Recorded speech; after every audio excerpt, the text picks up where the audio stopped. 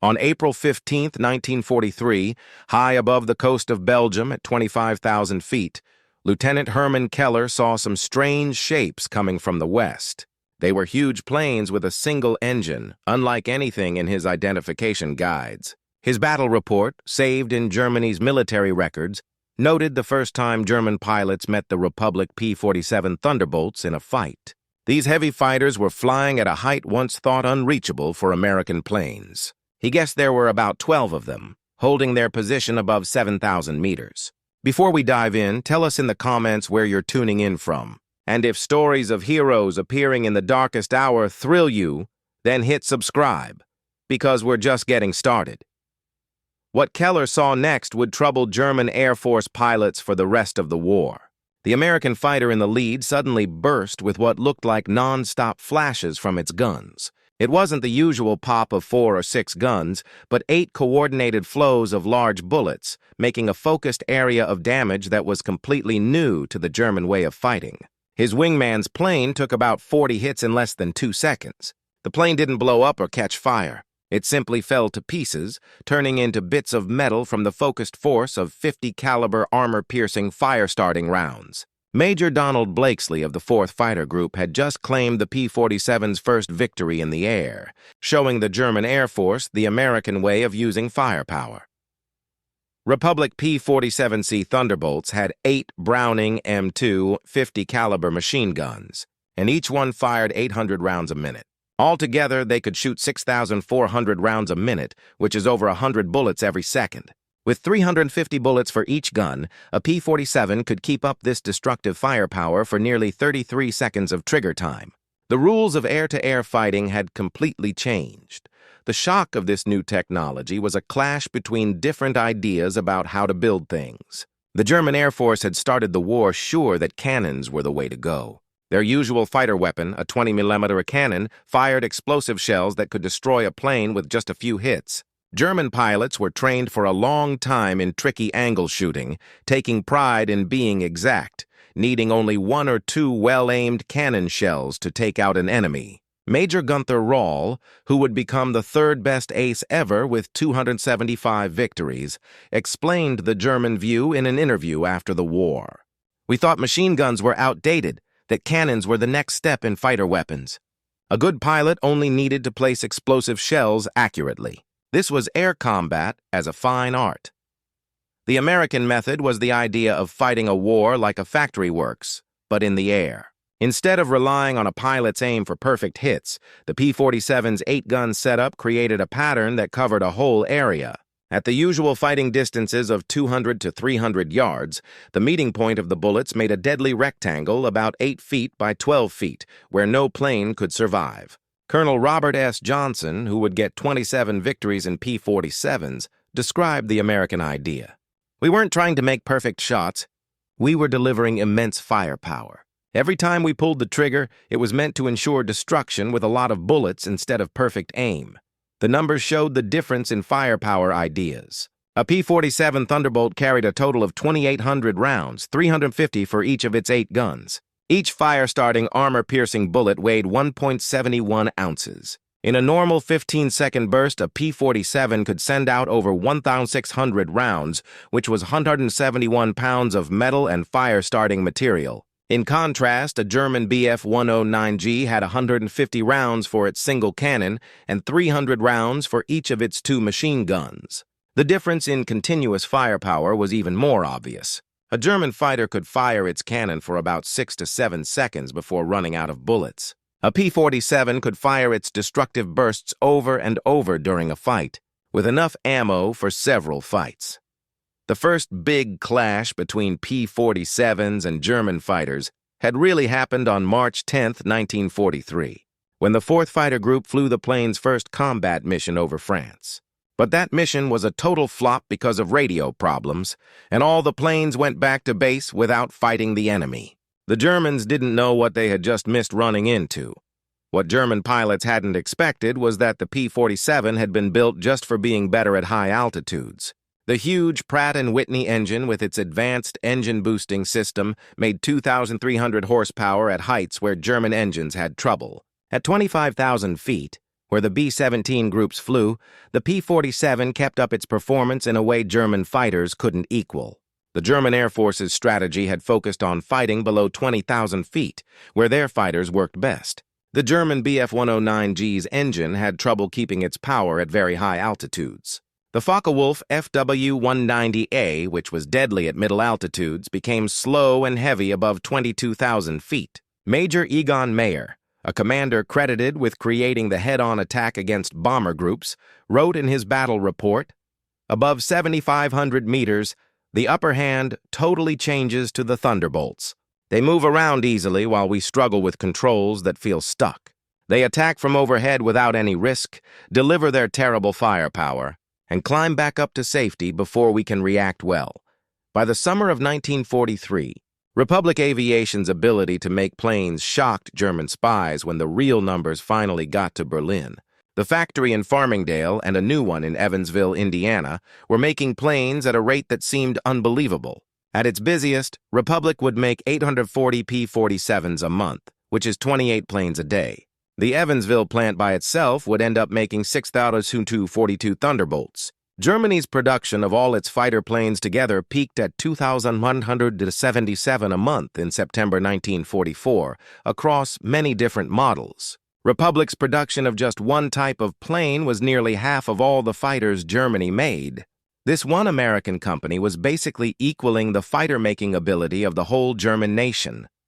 An officer named Joseph Priller at first ignored the spy reports about American production, calling them discouraging lies. After meeting bigger and bigger groups of P-47s through 1943, he pulled out those reports and wrote notes on them.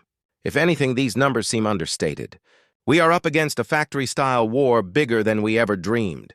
The difference was about more than just numbers. Each P-47 needed 17,081 separate parts put together with factory-line speed. The 8 Browning machine guns by themselves cost more than many complete German fighter planes. Still, America would build 15,686 P-47s during the war, making it one of the most produced American fighters. On August 17, 1943, a big bombing run gave German pilots a full show of what the P-47 could do. For the first time, Thunderbolts flew alongside B-17s far into German territory using extra fuel tanks. German fighter groups, expecting bombers with no protection after the escorts usually turned back, instead met 240 P-47s staying close. The battle that followed saw the P-47's focused firepower tearing apart the German groups of planes. Hannes Trautloft of JG-54 reported, "The Thunderbolts' guns don't just damage planes, they make them fall apart. We watched skilled pilots just disappear in clouds of wreckage. No time to bail out, no chance to live, just immediate destruction from focused fire." The effect on their minds was instant. German pilots who had created careful plans for fighting Allied planes were suddenly facing an enemy that made the old ways of fighting useless. Instead of moving into a good spot, P-47 pilots could just point their plane at a target and destroy it by covering the area with bullets. P-47 pilots soon came up with plans that made the most of their strengths. The most destructive was the high-up dive attack, diving from 30,000 feet at speeds near 500 mph, firing focused bursts, then using that speed to climb back up. German pilots called these attacks death from above, as they had no good way to fight back.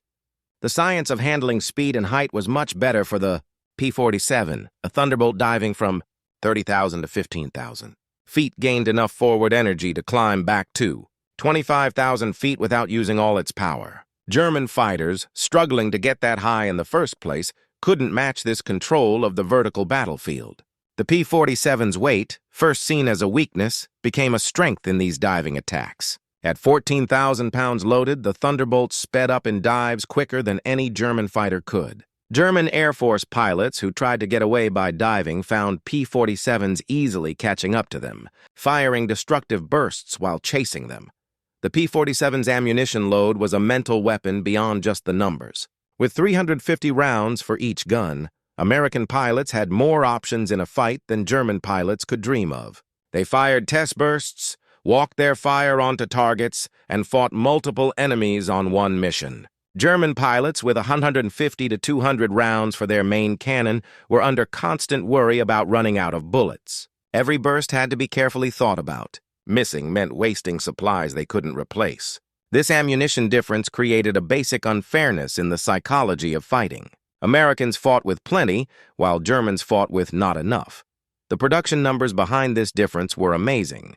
The Lake City ammunition plant in Missouri made about 6.5 billion rounds of .50 caliber ammunition during the war. In theory, this single factory's output could give every P-47 ever made over 400,000 rounds, enough for more than 140 full loads of ammunition for each plane. D-Day, June 6, 1944, was the final proof of the P-47's power. The German Air Force only managed 319 flights over Normandy all day. The 9th Air Force alone flew over 2,000 P-47 flights. German pilots who got to the invasion beaches met walls of American fighters that were hard to believe. The numbers were overwhelming. German pilots faced odds of more than 20 to 1. When they did fight, they met focused firepower that made traditional close-range fighting impossible. The German Air Force lost 35 planes on D-Day. P-47s claimed 27 of those victories. The ground attack role gave the Germans another thing to fear. P-47s carrying bombs and rockets destroyed German backup troops trying to get to Normandy. But it was the 8 guns in ground attacks that created a special kind of terror. A single P-47 could wipe out a whole line of vehicles in one pass. Its focused firepower going through armor, destroying engines, and taking out crews with brutal effectiveness. By late 1944, the German Air Force faced a crisis with many problems. New pilots came to fighting units with as little as 10 hours in fighters, going up against American pilots with over 200 combat hours. The technology problem, mixed with a disastrous lack of training, led to a slaughter instead of a fair fight. German replacement pilots sent into battle with very little training faced P-47s, whose 8 guns made differences in pilot skill not matter. Even poorly aimed bursts covered enough sky to be sure of hits. Veteran German instructors said that whole training classes were wiped out in their first meetings with Thunderbolts. The numbers showed the scale of the disaster. German pilots who started training after June 1944 had less than a 15% chance of surviving 5 combat missions. Against P-47s in particular, survival chances dropped below 10%. Whole groups of planes were wiped out in single fights, replaced by even less trained pilots who survived for an even shorter time. Operation Bodenplatte, the German Air Force's surprise attack on Allied airfields on January 1, 1945, showed the total flip in who controlled the skies. Even though they caught the Allies by surprise and destroyed many planes on the ground, the German losses as they pulled back were disastrous. As German fighters turned for home after their ground attacks, they met waves of P-47s that had taken off from airfields farther back. Without the height advantage or ammunition for a long fight, the German fighters were destroyed one by one. The 365th Fighter Group's P-47s, taking off from Metz after the first attack, caught German plane groups at low height and wiped out entire squadrons. The operation cost the German Air Force 271 planes and 143 pilots killed, losses they would never bounce back from. American losses in air combat were 16 planes. The trade-off in losses was higher than ever seen before, showing the strength of the American idea of firepower. Even the new Me-262 jets only gave a short break from the P-47's power. While the jets could fly faster than Thunderbolts in a straight line, they were still unprotected during takeoff and landing. P-47 pilots created plans to hang around near jet bases, waiting for those weak moments. The focused firepower of 8 guns could destroy a jet just as easily as a regular fighter if they could get it in their sights. The jet's speed advantage meant nothing when it was caught at a low height with its landing gear down. Several of Germany's jet pilots who couldn't be replaced were lost to P-47s during these weak moments, though not Walter Nowotny. He was shot down by P-51 Mustangs on November 8, 1944. Not P-47s, as is sometimes wrongly said. The final production numbers told the full story of American factory power. Republic Aviation made 15,686 P-47s during the war. At their busiest, factories made 840 planes a month. Each plane carried 8 Browning M2 machine guns, meaning 125 off 188 guns were needed for all the Thunderbolts made. American factories produced over 12 billion rounds of 50 caliber ammunition, enough to give every P-47 almost endless amounts of ammunition. Against this, Germany's whole fighter production was about 33,000 planes of all kinds from 1939 to 1945. A constant lack of bullets meant German pilots often flew with only a partial load. By 1945, fuel shortages cut combat missions to 15 to 20 minutes, while P-47s flew with 2 hours of fuel. The built-up mental impact on German pilots was like a shared trauma. German Air Force doctors wrote about Thunderbolt neurosis, uncontrollable reactions to stress from any sound that was like 8 machine guns firing together. Pilots who lived through several meetings with P-47s showed signs like shell shock. Veterans came up with complex ways to stay away, focused only on living rather than fighting. They would only fight damaged or lone planes, stay away from fights above 20,000 feet where P-47s were best, never try head-on attacks against 8 guns, and get away right away when Thunderbolts showed up. These weren't plans for winning, but for surviving. Major Gunter Rahl, who lived through the war with 275 victories, gave a very important account about facing P-47s. On May 12, 1944, he lost his left thumb when P-47s attacked him. In interviews after the war, Rahl said, "The P-47 could keep a higher speed at altitude, and it dove much faster than the Bf-109. We learned to respect not just the plane, but the firepower idea it stood for." General Adolf Galland, with 104 victories, wrote in his book about the mental impact.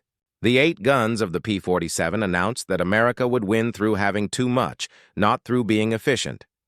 Every burst said, "We have so much we can afford to waste it destroying you." This message was more destructive than the physical damage. Even Johannes Steinhoff, who lived to become a NATO commander with 176 victories, saw the major change in thinking. Though his exact words about P-47s aren't found in available records, his time with several fighter groups meant he saw a lot of the American firepower idea. Beyond air combat, P-47s as ground attack planes created a separate fear for German ground troops. The 8 guns that tore planes apart were just as destructive against vehicles, trains, and groups of soldiers. A single P-47 could stop a train engine with one pass, its focused fire going through boiler plates that could stand up to cannon shots. Veterans of the Eastern Front, toughened by years fighting the Soviets, crumbled when P-47s attacked them on the ground. The special roar of 8 guns firing together became the sound of death you couldn't escape. Lines of vehicles caught by P-47s stopped being organized groups, turned into burning wrecks that stretched for miles. By early 1945, new P-47M and P-47N models made a gap that was already too big to cross even wider.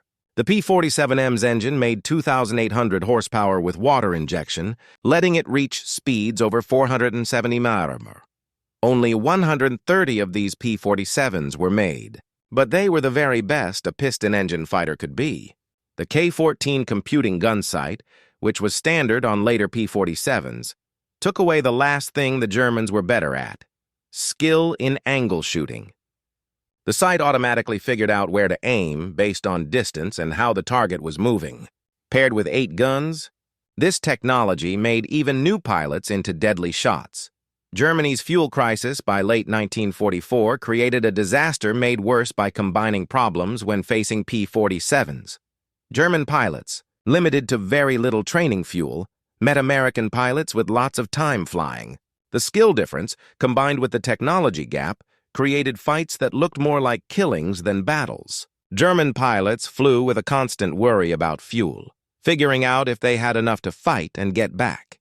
P-47 pilots with plenty of fuel could afford to be patient, change heights, and chase for a long time. This fuel difference meant Germans fought to defend themselves, while Americans stayed on the attack throughout the fights. The end of the war brought clear numbers to the P-47's effect. In Europe, P-47s were credited with 3,652 air-to-air victories, 86,000 railway cars destroyed or damaged, 9,000 train engines destroyed, 68,000 motor vehicles destroyed, and 6,000 armored vehicles claimed. Against this, about 3,499 P-47s were lost for all reasons. The trade-off in air combat was more than 4-1, showing they were clearly better. How much the Germans were mentally affected by the P-47s became clear during the Korean War when West German military advisors talked with NATO. When they were shown film of F-84, Thunderjets attacking ground targets, several veteran pilots showed stress reactions, proving the effect that stayed with them from their wartime experiences. The German advisors stressed to NATO planners that the American firepower idea, overwhelming force instead of precision, had been mentally devastating. They suggested that future enemies should know that America doesn't look for fair fights, but for wiping out the enemy with factory power. In April 1945, the German Air Force's last operational report admitted they were totally beaten by American industrial warfare. The report pointed out that traditional fighter combat, based on pilot skill and movement, had been made outdated by overwhelming firepower. The P-47's 8 guns hadn't just shot down German planes, they had destroyed a whole way of fighting. German pilots had started the war as knights of the air, believing in personal skill and precision. They ended it knowing that modern war belongs to countries that can mass-produce overwhelming firepower. The P-47 Thunderbolt, with its 850 caliber machine guns, had been the tool for teaching this lesson. After the war, military historians confirmed the P-47's key effect on air warfare. The 8-gun setup was more than just firepower.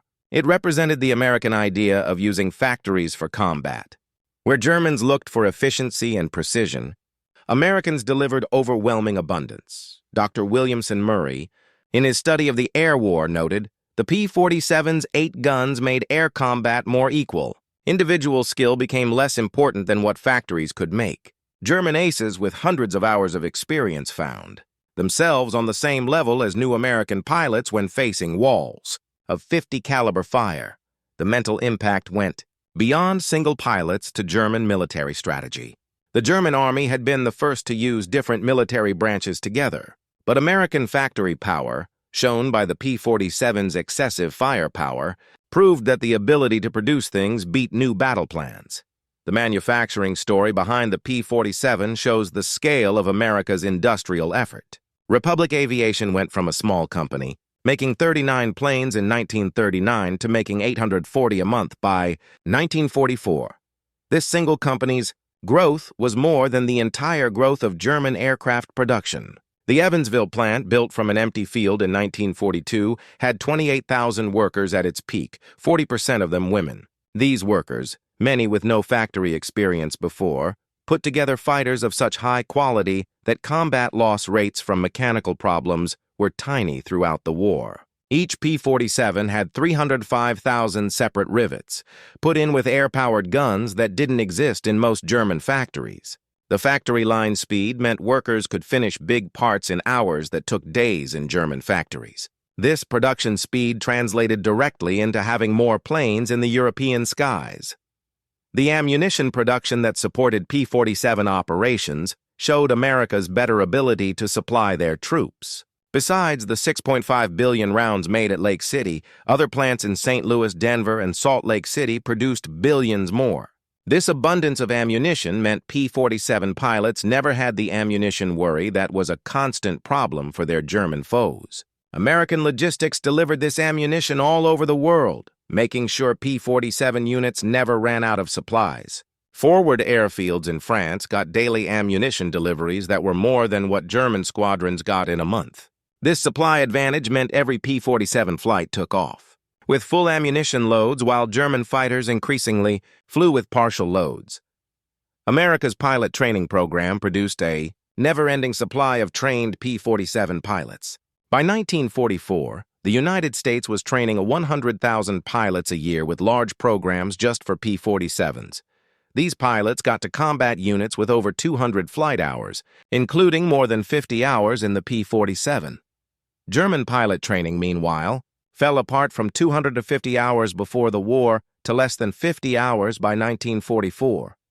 Fuel shortages meant many German pilots fired their guns for the first time in combat.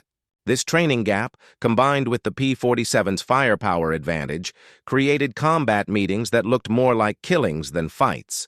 the P-47's impact went far beyond World War II numbers. The 8-gun armament idea influenced American military strategy all through the Cold War. The focus on overwhelming firepower rather than precision became a part of American military thinking. German officers who joined NATO brought hard-won lessons about facing American firepower. They stressed that the P-47's 8 guns had taught them that modern war was ultimately about industrial power. Nations that could mass-produce overwhelming firepower would beat those who relied on individual warrior skill. The difference in pilot survival rates showed the basic unfairness of the air war. American P-47 pilots who finished their tours had about a 90% survival rate. German fighter pilots facing P-47s had less than a 30% survival rate through 1944 to 1945. This difference wasn't about courage or skill, but the mathematical fact of facing overwhelming firepower. Young German pilots, some with less than 10 hours in fighters, faced American veterans with hundreds of combat hours flying planes with 8 heavy machine guns. The result was decided ahead of time by the numbers of production, not by individual ability. The core of the German Air Force's pilots wasn't defeated. It was wiped out in a methodical way. The P-47's strategic effect was greater than its tactical wins because it established control of the air over Europe. P-47s made the bombing campaign that destroyed Germany's industrial power possible. They protected bombers that wiped out German fuel production, creating the very shortages that crippled German Air Force operations. More importantly, P-47s doing ground attack missions paralyzed German military movements. The German Army's inability to move during the day without devastating losses from attacking P-47s fundamentally changed what was possible in their operations. The Normandy campaign worked in part because German reinforcements couldn't survive moving through skies controlled by P-47s.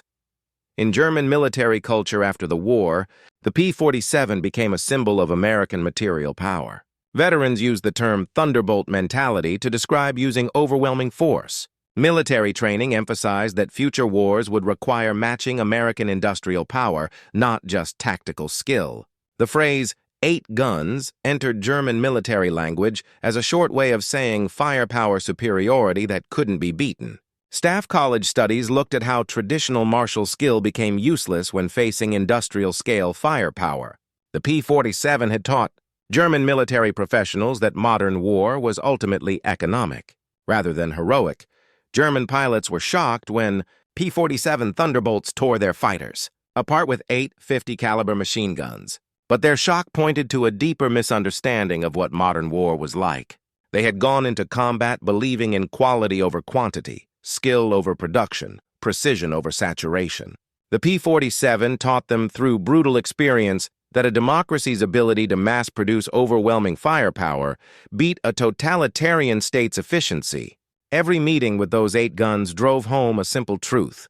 America had turned war from individual combat into an industrial process. The 15,686 P-47s produced, their 125 488 machine guns, and billions of rounds of ammunition stood for more than military superiority. They represented a production idea that could give every fighter twice the firepower it needed, because industrial abundance made such excess affordable. German pilots learned this lesson in the hardest way possible, through daily meetings with American fighters that could destroy them completely, repeatedly, and almost casually. The 8 guns of the P-47 didn't just win air superiority over Europe. They showed that in the age of industrial warfare, the nation with the greatest productive power would always win. The surprise of German pilots facing P-47s was ultimately a surprise at the nature of modern war itself. They had prepared for aerial duels and met instead an industrial machine that processed them with 8 guns firing over 100 rounds per second. In those focused streams of bullets lay the entire story of World War II. America's ability to produce overwhelming force and deliver it wherever it was needed. The German pilots who survived learned that they had faced not just a better plane, but a better production idea. The P-47 Thunderbolt, with its 850 caliber machine guns, had been democracy's answer to totalitarianism, not through ideas, but through industrial math that no amount of bravery or skill could beat. In the end, the German pilots' surprise turned into understanding. They had met the future of warfare, and it had 8 guns delivering American industrial supremacy, one destructive burst at a time.